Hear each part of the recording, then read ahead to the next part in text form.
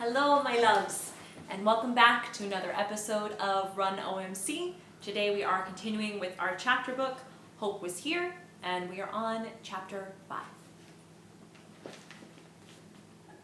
Back at the welcome stairways, we were deep in the weeds. That's diner language for being way too busy. Memorial Day always brings the hungry hordes, but after GT's announcement, people were pushing into the place like we were giving away free food. Addie was trying to handle herself in an unfamiliar kitchen. People were shouting questions at GT, who was standing under one of the big antique ceiling fans trying to answer. Llewellyn tripped over a man's leg and let a nacho plate with meat, beans, and guacamole go sailing. It looked like the best any of us could hope for was survival. Flo throws me a white apron. Llewellyn plunks an order pad in my hand. We'll see what you're made of. Take the counter. Even when you're not in school, life is a test. 12 hungry people at the counter. First, my effervescent smile. I am your friend, not your foe. Second, go for pity. This is my first day and I don't know where anything is, but I promise you I will find it. How many of you would like coffee? 7 hands go up and I get coffee, racing past Llewellyn, who is staring at me. I carry 6 cups with saucers in my left hand, piled on 2 by 2 without spilling a drop, take the 7th cup in my right hand, and deliver the goods. People are shouting orders at me so fast I can't think. I run to the galley window to call them in. Addie's snarling in the kitchen, opening refrigerator doors, saying she can't saute a chicken breast if she can't find one, now can't she? Braverman's watching the grill, flipping burgers, calmly telling her where things are. Ordering pork chop specials on 3, I say. Braverman nods, raises a thick eyebrow. Addie slams a pan. I deliver a taco salad and a burger to the table near the front door like it gives me sheer delight to do it. Sheriff L. Greaves storms into the diner. You're over the safety limit for the number of persons that can be in this establishment. He motions to the line waiting near the register. Move it outside, people, or I have to shut this place down. He leads the disgruntled out the door. A man shouts from across the room. GT, how are you going to handle the stress of campaigning and being mayor if you're fighting for your life? GT leans against the dessert case across from the register. Because I'm more interested in living than dying. And I want to bring as much healthy change into this town as I can before I go. I'm a short order cook, Morgan. I always do more than one thing at a time. Everyone starts laughing. I'm pouring coffee. The secret when you're in the weeds is to keep the coffee coming. Flo is racing from the kitchen with her arms full of burger specials and not dropping one French fry. I'm taking orders, getting food, squeezing past people, experiencing the fierceness of food service. I look out the window. The line to get into the diner is curling around the block. Yuri rolls his eyes, lines like Russia. He rushes to a booth with water and setups. Take booth 8. Llewellyn snaps at me like I was born knowing where it is. She points to the 6th top by the register. A 6th top is a table that seats 6 people. I'm there. Mercifully, they order fast. I pour more coffee for the people in the corner booth in Llewellyn's station. She stalks me into the kitchen. That's my table. I was trying to help. I take care of my tables. Why were they out of coffee? A woman perched at the counter wearing a straw hat and a big flowered dress shouts, Aren't there any laws in this country that say people running for elected office have to be healthy? GT smiles. Cecilia, our town charter says anyone can run for mayor who's a resident, 30 years of age and up, and a U.S. citizen.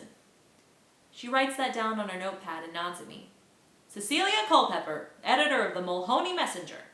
Hope Yancey. Nice name, kid. I'm running everywhere, juggling 35 things in my head, fully focused, heart pounding. I wish I knew the menu better, but you gotta start somewhere, and it might as well be hard and fast. A kid throws his spoon at his baby sister. I'm there to catch it before disaster. I hand it to his mother, who looks at me gratefully. Full-service waitressing. We feed, protect, and defend. Flo rushes past me, laughing. You're getting into it! I grin. Oh, yeah. Braverman shouts. Burger specials on 4, up and ready! That's me. I rush to the galley window, layer the plates on my left arm. A woman says, GT, you have no political experience. Why should we vote for you? GT says he's been on the school board, he helped get the emergency health center built, he's lived in this town for 25 years. How long have you known about the dairy's unpaid taxes? A man shouts. Just before Christmas last year, GT explains. I tried to see Eli about it 3 times, but he wouldn't meet with me. I decided the only thing left to do was make a public statement. But leukemia hit. It was all I could focus on for a time. I apologize to all of you for being selfish. Everyone starts talking at once. A hand on my shoulder. It's Flo. She's introducing me to her friend Brenda Babcock, sheriff's deputy. Deputy Babcock is close to the most beautiful African-American woman I've ever seen. Her cheekbones were to die for. Brenda just got transferred here last month from Minneapolis. She's the toughest law enforcement officer on God's earth. I crush bad guys under my heel. Brenda Babcock grins and shakes my hand. Seems we've come to town at an interesting time, Hope. I smile back at her. I guess so. I look at the line outside waiting to get into the diner. Sheriff L. Greaves is glaring at people like a prison guard. GT, an old woman shouts. How sick are you? I've had 1 round of chemotherapy, Emma. I'm hoping it will put me into remission. What if it doesn't? Someone yells. Then I'll do it again. Man. I push my bangs back, face the counter. A big guy with a long face slides onto a stool. Doesn't look left or right, grabs the menu. He's there to eat and get out. I go up to him, smile glowingly. How are things with you, sir? Fine. He says it flat. Coffee, black, BLT. Now, my heart tells me that this guy needs more in life, so I take a shot. You ever had a cheddar burger with grilled onions and mushrooms on pumpernickel, sir? That takes a minute to sink in. Then he slaps the counter, grinning. Bring it on. I sense he needs more. You want a malt with that by any chance? He did, of course. Chocolate, he says, beaming like a kid. Now he's loosening up. It's a privilege to touch humanity in such a fashion. I race to the kitchen window, call the order in. GT is holding up a wad of paper. My petition's right here if anyone wants to sign it. The election board says I need 200 registered voters to get on the ballot officially. Not many people come forward. An old man with a wrinkled face scans the petition. I don't know, GT. I get a lot of business at my store from the dairy. I think signing this might hurt me. It might, at that, GT acknowledges. I've got to think about it too, says a woman. My husband and son work in the dairy. Sheriff Greaves is in the doorway. The woman sees him. And they love their jobs, she says nervously. They really do. I'll sign that thing. The black man I'd seen driving the church van when we first came into town strides forward, bringing bolts of energy with him. He has a fat mustache peppered with gray. Flo is standing beside me. That's Pastor A.L.B. Howell of my church. They're real good friends. I sure appreciate it. Al? GT says. Pastor Howell takes the petition. He pushes back his hat and looks at GT. Got any more surprises for today? Maybe. GT grins. Pastor Howell signs the petition, slaps it in GT's hands, takes him by the elbow, and yanks him towards the counter where I'm pouring coffee. You could have mentioned this to me, Pastor Howell whispers. Good Lord, man. I figured you'd try to talk me out of it. You got that right? You're always going off like a fool, not telling people what you're doing. You gonna vote for me, Al? I'm gonna pray for you. Afternoon, Pastor, says Flo sweetly, indicating with her eyes that the whole diner is trying to listen in. The 2 men face the crowd, thump each other on the back, and smile. And now several people with GOG t-shirts come up to sign. That brings a few more people. Flo stands in line.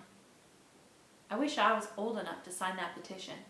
When you can carry 5 full dinner platters on your left arm, you should be able to vote, even if you're not 18. It has been an exhausting Memorial Day. I'd gone through 2 order books and gotten all the food hot to the customers, except for the broiled chicken breast Mexicana that I had to send back to Braverman because he put cheddar cheese on the top even though I said hold the cheese.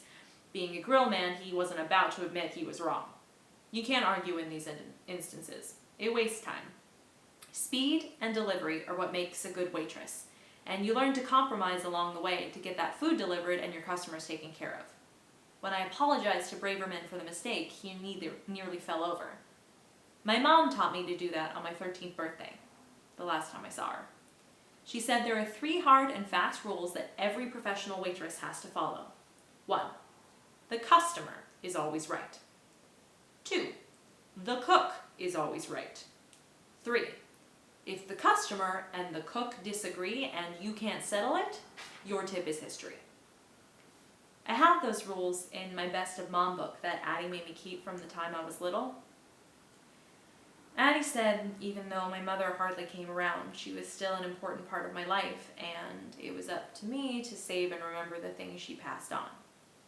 On cheap tippers, don't take it personally, they were deprived somehow as children. On low-fat entrees, they sell well enough, but nobody's too happy after the meal. On regular customers, talk to them, remember what they say, and ask them about it tomorrow. On men, they tip better when they're not with their girlfriends. On children in restaurants, play up to them. Their parents love it. I've kept all the Christmas letters she sends too. I guess I appreciate the contact, but it's weird having a pen parent. I didn't get the Christmas letter once and got worried. It came on Groundhog Day. Mom had met the man of her dreams in Las Vegas, a blackjack dealer named Roberto. She was in such bliss she got nothing done until she realized what a slime ball he was and told him to take a hike. She wrote fa la la la la la la la at the bottom, which is how Mom sees a lot of life. The last time I saw her, she looked so uncomfortable, I thought she was going to jump out the window. She told me I looked good, but didn't make eye contact.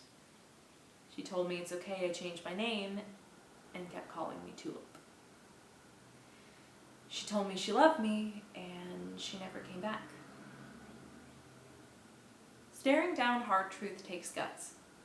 Once, Addie told me that unless a genuine miracle happened, it was a safe bet that Mom wasn't going to change.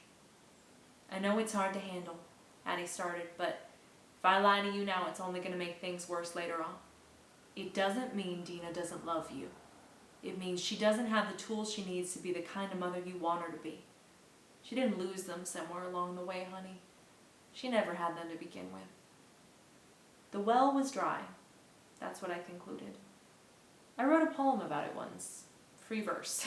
I can't rhyme for anything. I had expected the well to be full for some reason, not that it had ever been before. I kept looking for signs of water in the dark insides. I heard my bucket clank as it hit against the walls that held nothing. I looked at the bucket that came up empty and made a decision that changed my life. I will keep my bucket and find another well. Harrison said I should submit it to the poetry journal at school, but I never did. He said I should give it to my English teacher for extra credit, but this wasn't something I wanted published or graded.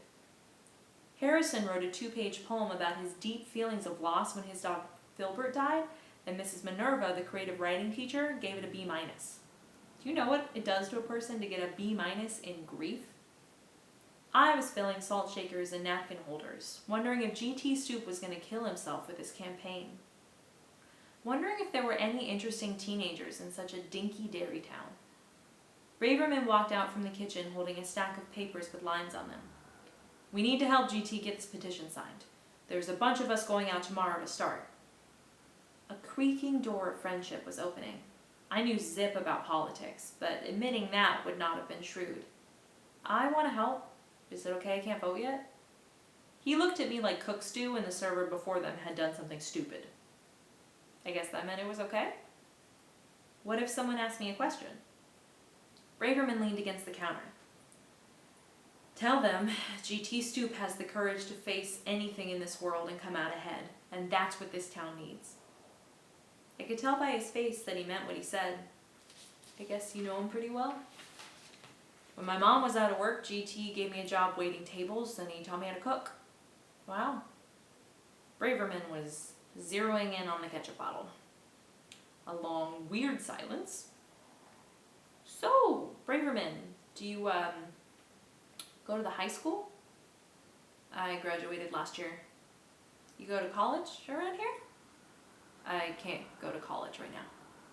Dumb hope. He shuffled the petitions. You know how to lock up? I've got the key Flo showed me. The back door sticks. Okay. He walked out the door before I could apologize. My life so far in Wisconsin.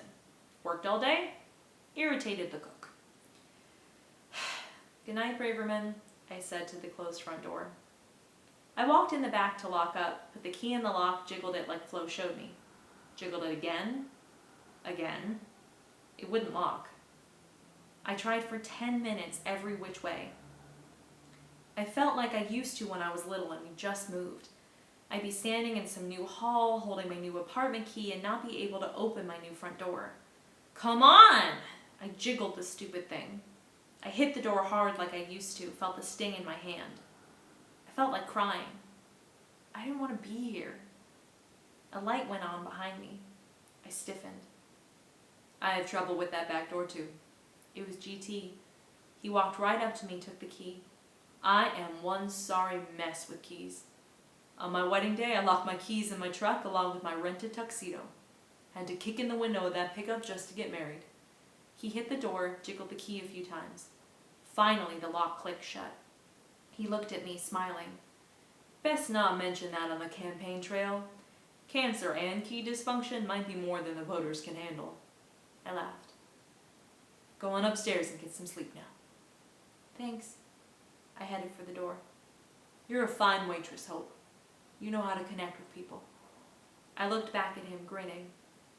There wasn't a better thing a boss could have said. All right, my loves, that is the end of chapter 5. I love you very deeply and truly, and I will talk to you soon.